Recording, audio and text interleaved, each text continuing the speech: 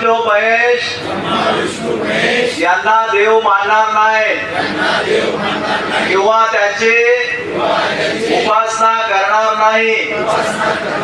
मी रामकृष्ण यांना देव मानणार नाही किंवा त्यांची उपासना करणार नाही। मी गौरी गणपती इत्यादी हिंदू धर्मातील कोणत्याच देवदेवतेस मानणार नाही किंवा त्यांची उपासना करणार नाही। देवाने अवतार घेतला आहे यावर माझा विश्वास नाही। बुद्ध हा विष्णूचा अवतार आहे। हा खोटा आणि खोडसा प्रसार होय असे मी मानतो। महिलांनी मानते म्हणायचं आहे। मी श्राद्ध पक्ष करणार नाही। मी पिंडदान करणार नाही। मी बौद्ध धर्माच्या विरुद्ध विसंगत असे कोणतेही आचरण करणार नाही। मी कोणतेही क्रियाकर्म ब्राह्मणाच्या हातून करून घेणार नाही। सर्व मनुष्य मात्र एक समान आहेत असे मी मानतो। मी समता स्थापन करण्याचा प्रयत्न करेन। मी भगवान बुद्धाने सांगितलेल्या अष्टांग मार्गाचा अवलंब करेन। मी भगवान बुद्धाने सांगितलेल्या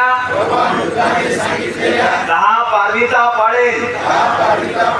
मी सर्व प्राणी मात्रावर दया करेन व त्यांचे लालन पालन करेन। मी चोरी करणार नाही। मी व्यभिचार करणार नाही। मी खोटे बोलणार नाही। मी दारू पिणार नाही। प्रज्ञाशील करुणा या बौद्ध धर्माच्या 3 तत्वाची सांगड घालून मी माझे जीवन चालवेन। मी माझ्या जुन्या मनुष्य मात्राच्या उत्कर्षाला बाधक असणाऱ्या व मनुष्य मात्रास असमान व नीच मानणाऱ्या हिंदू धर्माचा त्याग करतो व बौद्ध धर्माचा स्वीकार करतो। बौद्ध धर्म हा सद्धम्म आहे अशी माझी खात्री पटलेली आहे। माझा नवा जन्म होत आहे असे मी मानतो। मी ईश्वर बुद्धाच्या शिकवणीप्रमाणे वागेल अशी प्रतिज्ञा करतो। नमो बुद्धाय। जय भीम। जय भीम। जय भीम।